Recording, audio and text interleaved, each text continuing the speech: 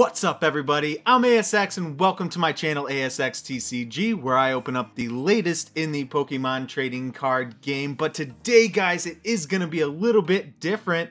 We are hitting some milestones today guys. We recently hit 300 subscribers here on the channel, so I'm super pumped up about that. Stay tuned, we're going to be having a giveaway very soon. But today also marks my 100th video here on YouTube, so I wanted to do a bit of a different video here for you today, where I kind of just sit back and talk about the things that I wish I knew before I got back into collecting Pokemon cards and becoming a PokeTuber. But if you came to my channel here for what you normally come to my channel for, opening up some Pokemon cards, we are at the end going to be opening up one of these jumbo Kanto partner packs. I'm super excited. Finally got the Kanto region packs here, so we will open up those today guys. But I really want to take today to let you guys know, if you've been in Pokemon collecting for a while, or if you're brand new to it, just some of the things that I wish I knew before I had gotten into it. So without further ado guys, let's go.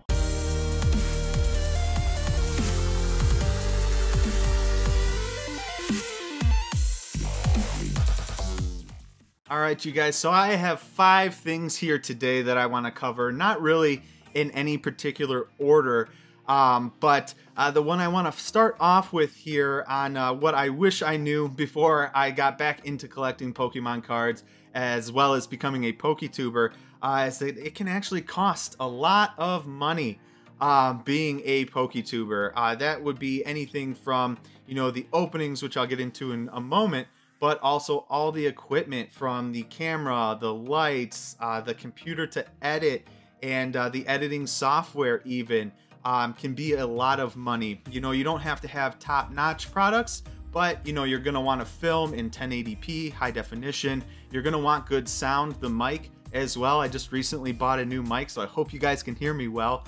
But all those things, cost a bit of money if you want good quality.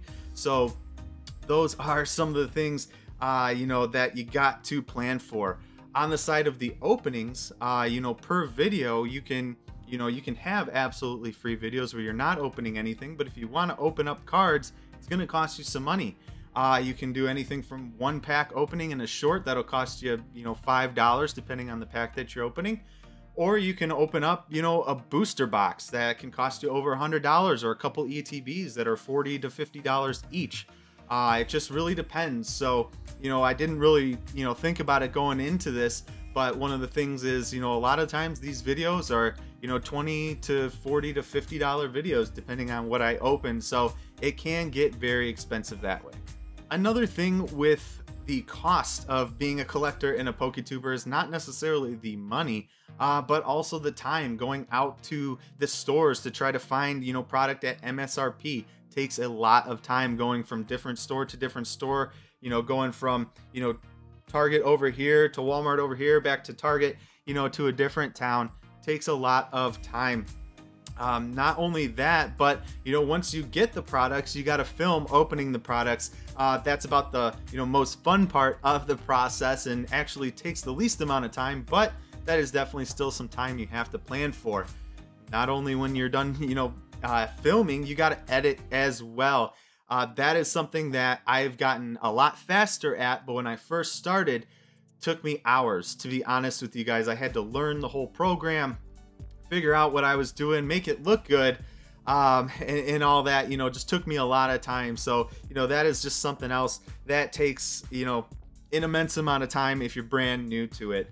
And I mentioned going out to the stores and finding products, but also, you got to do your research online as well. And that does take a bit of time, going around trying to find the best prices, trying to find trustworthy sources, which we will get into a bit later. But that is definitely something that is going to take up quite a bit of your time. The next main topic I want to get to here is that not all Pokemon sets or their products for the sets are the same. And what I mean by that is, a Steam Siege or a Rebel Clash is not going to be necessarily valued the same as a Hidden Fates, a Evolving Skies, or a Celebrations type set. So you got to be aware of that they are not all the same. That is definitely not something that I necessarily realized right offhand when I first started collecting again. And it's easy to put a lot of money into a set that's not that great. So i.e. Steam Siege or maybe Rebel Clash. Now, don't get me wrong, if those are your favorite sets and that's what you want to put money in, by all means, I'm not going to tell you how to spend your money, but just know that there are sets that are more valuable than others. On the note of some sets being worth more than others, the main reason behind that is because of the chase cards that are inside of the set. Some sets have a lot more chase cards than others, especially when you get into, alternate arts or your Charizards. But some sets just really don't have many chases, if any chases at all. Again, looking at Steam Siege and Rebel Clash, just not that many chase cards. Even Sword and Shield base, really not too many chase cards in those sets. So beware of that as well. When you're looking to collect, make sure you know what cards are coming in the set, before you start putting a lot of money into it. One of the smaller things I didn't realize with Pokemon sets is some sets actually have subsets within them, and there's even special sets as well that aren't necessarily part of the main line of sets. Best example of this is like Hidden Fates and Shining Fates. So they're not necessarily part of the Sword and Shield sets, even though they came out within that era. They are specialty sets. So I also mentioned that there's subsets as well. Both those sets, Hidden Fates and Shining Fates, have subsets within those sets. Most recently, we just got Celebrations, which also has that subset in it, which is the Classic Collection that we're all trying to collect right now. So something that I didn't realize was just that there are sets within sets within sets sometimes, and that there are these specialty sets as well that may be a little bit more collectible than your mainline sets. So some of the products that I would say are worth more on the collecting side, things that you'd want to keep in your sealed collection, would be booster boxes, with an asterisk on that one. Those are great products to open as well, and I'll get into that in a minute. But booster boxes for sure are definitely more on the collectible side, especially if you can find them in mint condition. ETBs as well are products that maybe you want to open one or two, but are definitely great pieces to keep in your sealed collection, especially if it is a highly sought after set. I would also go as far to say as the build and battle boxes as well are ones that are definitely fun to open. You get to open them a week or two before the set actually releases, but they are more on the collectible side because they do have stamped cards in the set. Especially with sets like Vivid Voltage, you have a Charizard stamped card in that pre-release box. So definitely I would say those are on the more collectible side if you can get them for your sealed collection.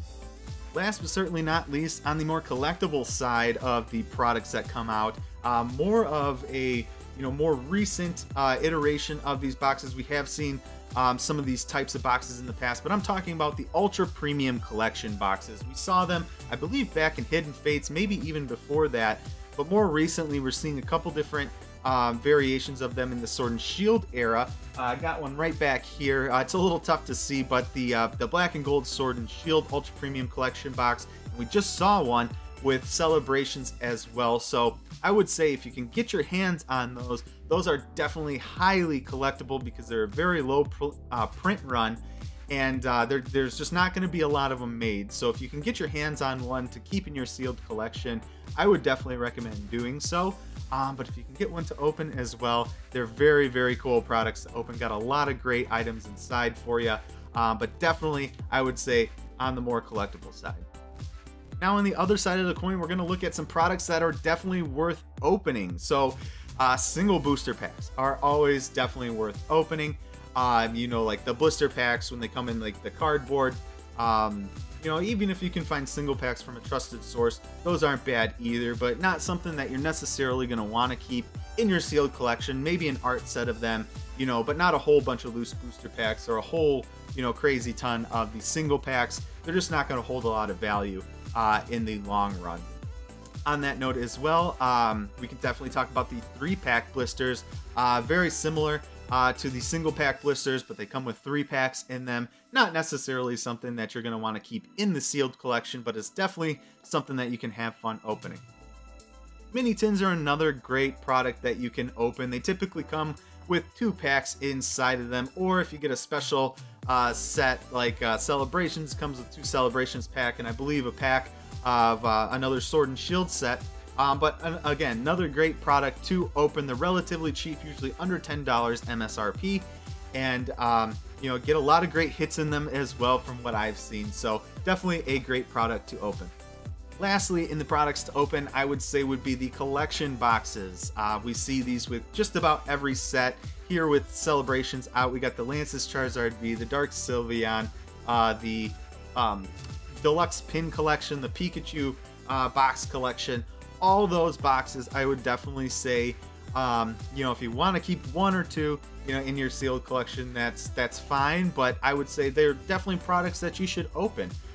They are products that are a lot easier to make for the Pokemon card company, so you're going to see a lot more of those out on your shelf. So if you see them out on your shelves, definitely pick up 1 or 2 and go ahead and open them, because I can guarantee you, you're definitely going to be able to find them again. On to our next topic here. We have a quick one, but a very important one, is beware of fake Pokemon cards or repackaged Pokemon cards. Now, I myself personally haven't had the experience of, you know, buying fake Pokemon cards, or, you know, buying anything that's been, you know, repackaged and opening it and being, you know, totally upset. But I've had a lot of friends and Pokemon, you know, Poketubers here in the community do just that, and it's really unfortunate, you know, when that happens, you know, to one of the great people here in the community.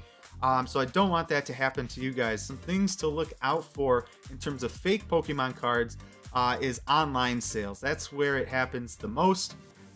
You can find fake Pokemon cards in brick and mortar stores. It doesn't happen as often. Where it happens mostly is online. Talking about, you know, websites like that just popped up or seem really sketchy, or mainly have, you know, Pokemon card prices, Pokemon card products for very, very good prices, too good to believe prices. And that's what you want to look out for. You can go online right now and find booster boxes of some sets that, you know, normally on TCG Player would cost, you know, a couple $100, you know, for some of maybe like a Cosmic Eclipse or a Burning Shadows or something, a few $100s for a booster box. And you can go right online and search for the same booster box, and I can guarantee you can find one for less than $50. And I'm gonna tell you here right now, that box is 100% absolutely fake. Do not buy any of those types of products that you see, like booster boxes that tell you they got 360 pieces in them or something like that. That is 100% fake. Do not buy those products. You will be 110% disappointed when you open them. eBay is another place that you want to be extra careful when you're buying Pokemon card products. There are a lot of fake products out there on eBay as well, and what you want to look out for are the seller ratings. You want to take a look at the person that is selling the product to you. Want to make sure they have a lot of good ratings, recently as well, and kind of steer clear of people that don't have great ratings, don't have any sort of ratings at all when you're buying your Pokemon card products, because you do not want to run into, you know, giving your money to someone that you have absolutely no clue who it is and you get no product in the mail. You do not want to run into that, so beware when you're searching on eBay. In regards to repackaged cards, this is one that you want to look out for mostly in these stores. So a lot of products we've seen coming out, a lot of times it was in like the Champion's Path kind of era there back in 2020. We were seeing a lot of boxes on the shelves that looked like they were open. Now, I'm going to contradict myself a little bit. That doesn't always necessarily mean that they've been repackaged.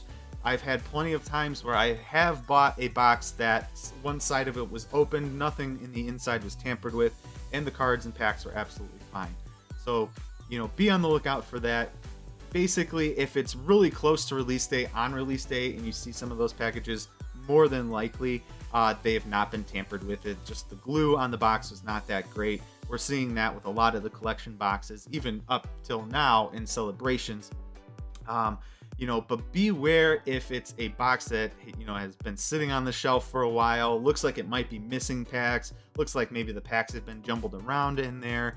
Definitely make sure you're paying attention to that. A lot of stores nowadays are not allowing returns of Pokemon cards, which is great, which kind of mitigates that. You will not, have that issue as often, but it's definitely something that you want to continue to look out for. On to the next topic, that would be do your research. Do your research. Do your research. It is a big one, you guys.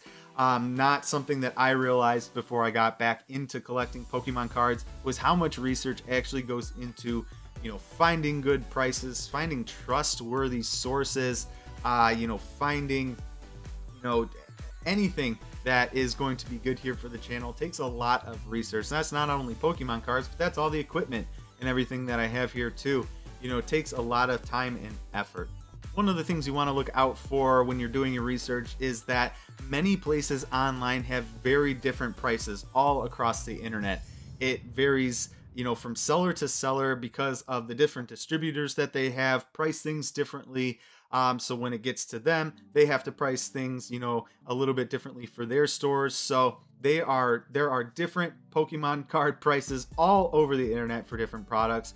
For the most part, they kind of hover around the same prices, but for what you can find online, it's usually about a $10 difference or so between prices. So definitely do your research and make sure you're finding the best price that you can. Another thing I realized is that not all big stores are the same online either, and they're not always the best to shop from online. What I mean here by this is that a lot of times these big stores also have third-party sellers selling Pokemon card products on their sites, and those sellers typically do not stick to MSRP. So if you're looking, make sure you are filtering to make sure that you're only looking at products from the actual store, so Walmart or Target. So you're making sure you're only looking at those products so you can get the true pricing from those stores. One thing I also didn't realize is that many of your local game stores, your LGSs, also have online stores as well. And a lot of times you can find some really great prices if you shop around. Another thing that's great about it is you are supporting local game stores as well. So definitely make sure you're taking a look at those. Just do a search online for Pokemon resellers, local Pokemon game stores, things like that, and you'll definitely find your LGSs around your area. Last but certainly not least on the research topic is checking PokemonCenter.com very often.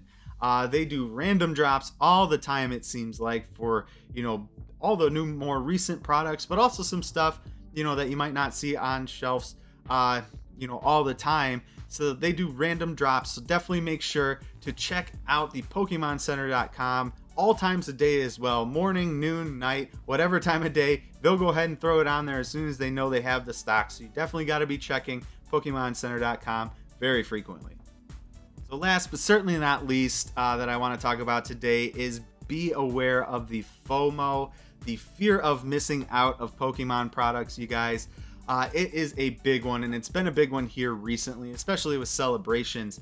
What I'm talking about is going out and trying to buy pre-sale items like, ETBs or collection boxes, again, specifically here with celebrations, even singles. People out there are, able to get some of this product early. And what they typically do is either open it up and try to sell the singles for an immense amount of money, or they just try to flip the boxes like the ETBs for 3, 4, 5 times the price. And what I can tell you guys right now is it is absolutely not worth having that ETB 3 or 4 days before everybody else is going to get them, because the cards and everything else inside that ETB is exactly the same as the one you can get 3 days later for probably about MSRP or maybe $10 more. So be aware of the FOMO, you guys. Do not go out and try to try to pay immense pre-sale prices for things. It is just absolutely not worth it. One thing I want to touch on with the FOMO topic here is pre-orders. Pre-orders can be very, very tricky. And FOMO and pre-orders go hand in hand. So what I mean here is that some websites online Some of these game stores online, as soon as they know that a new set is being released, they will go ahead, go on their site and post all the different products that the set is going to have and start taking pre-orders immediately. What I can tell you right now, just from experiencing this, I'm not a reseller myself, but experiencing this from watching other videos, is that those people that go up on the sites and put products up for pre-order when the set has just been released, they have absolutely no idea how much product they are going to have, how much they are going to be allocated. Allocating is maybe a term that you've heard. That's how much they're going to get from their distributor. So they have absolutely no idea how much product they are going to get. So when they put those pre-order sales up online, they have no number. So they could get 5,000 people ordering a Celebrations ETB, but then they're only allocated 3,000. Well, now 2,000 of those people aren't going to get an ETB and they're going to have to be refunded. So beware of super early pre-orders, you guys. I always recommend trying to find a good online source where you know they do not put pre-orders up until they have their allocation numbers. That is absolutely huge, because when a site waits to put up their pre-orders once they have their allocation numbers, they know absolutely exactly how much of the product they have. So they can go ahead and put all 500 ETBs that they have up on the site, and they know that they can sell all 500 of those ETBs, not sell 501 and upset somebody. So definitely make sure you are going with a trusted source when you're doing your pre-orders. So guys, that is the list of the things that I wish I knew before I got back into collecting Pokemon cards and became a PokeTuber here on YouTube. But normally what I do here on my videos is open up some cards, you guys. So like I promised, we are going to get into the Jumbo First Partners Pack, the Kanto pack here. So let's bring it down here on the table and get this open here. It wouldn't be an ASX video without opening up some Pokemon cards. So I definitely wanted to make sure I got some of that here for you guys. So let me just get these out. And I am super pumped up, you guys, for these Jumbo cards. This takes me all the way back. We got Squirtle there, Bulbasaur, and Charmander, all the way back from base set, you guys. So this is super awesome, super nostalgic as well. This is the set that I started off opening up way back in the day now. So let us see what we got. Awesome. We got an Evolving Skies pack and a Sword and Shield pack. So let us get here into our Sword and Shield and see if we can pull anything here today. Not expecting too much. I'm just super happy to get those Jumbo cards and be able to add those to my collection. But let's see what we got here today, guys. Here is that code there for you. Hopefully we can get some sort of pulls here today. Alright, we got a Metal Energy, Drizzile, the good one with shady dealings, Heatmore, Energy Retrieval, Snom, Munna, Galarian Zigzagoon, another great one for the TCG, Sizzlipede, Chinchou. We got a Reverse Glossifleur, and awesome, the Snorlax V. Very cool. I don't think I actually have pulled this one from the Sword and Shield base set yet, so that one will actually go in the binder. We'll go ahead and get Snorlax sleeved up there. Very cool. We'll set him in the background as well. And then we'll go ahead and get into our last pack here, guys. Evolving Skies. Evolving Skies has been a little tough on me recently, but hopefully we can do something here in this single pack of it today. And then I'll let you guys go. I know this has been a long video. I appreciate you so much. Other than that, guys, I think we got something here in this pack. It looks extra shiny there in the back. But other than that, if you've been a subscriber of my channel, thank you so much. We've gotten to 300 subscribers, and you know, it's been a great journey. I hope we can get even more here. If you've not already subscribed to my channel, if this is your first video that you've ever seen me, definitely drop down, hit that subscribe button. I would greatly appreciate it. We are, trying to hit, 1,000 subs here in, 2021, 2022. So that is the goal. So definitely, drop down, help me out, hit that sub button, guys. Let's see what kind of fire we're gonna pull from this last pack here. We got a Snowleaf Badge, Hippowdon, Bravery, Nickit, Bergmite, Roggenrola, Flabebe, Swablu, a Palpitoad Reverse, and awesome, a Leafeon VMAX. Very cool. I do not have this one already, and you can't go wrong with an evolution, so I'm very happy with that pull here today. Gonna go ahead and just get that sleeved up, and we got hits out of both of our packs. That was awesome. We got the Snorlax V and the Leafeon VMAX, so super awesome. And then I'm just gonna, this is what this pack was all about, guys. So let's just get one more look back at these jumbo cards here with our Charmander, our Bulbasaur, and our Squirtle. Let me know, guys, down in the comments below. I want to know which was your starter back in the day. I'm going to be 100% honest with you. So, I know Charmander was the popular choice back in the day, but I always chose my boy Bulbasaur here. Reason being is because I just wanted to desperately get past Brock with no issues, and Bulbasaur always seemed to help me do that. So that was always my starter. I always had Bulbasaur. I was a little salty that I never had the Charmander and was able to get the Charizard in the end, but definitely Bulbasaur was my starter. So let me know, what was your Kanto starter?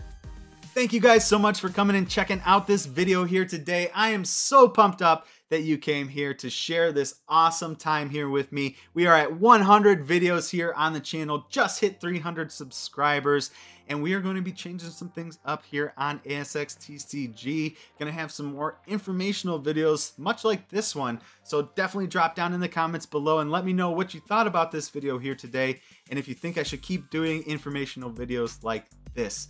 Other than that, guys, be on the lookout for my giveaway video. It's going to be coming up here very shortly. I'll be announcing what I'm going to be giving away in that video as well. I can't wait, guys. 300 subs is quite a feat, and I thank you all very much for coming along the way with me. But until next time, guys, I'll see ya. Peace.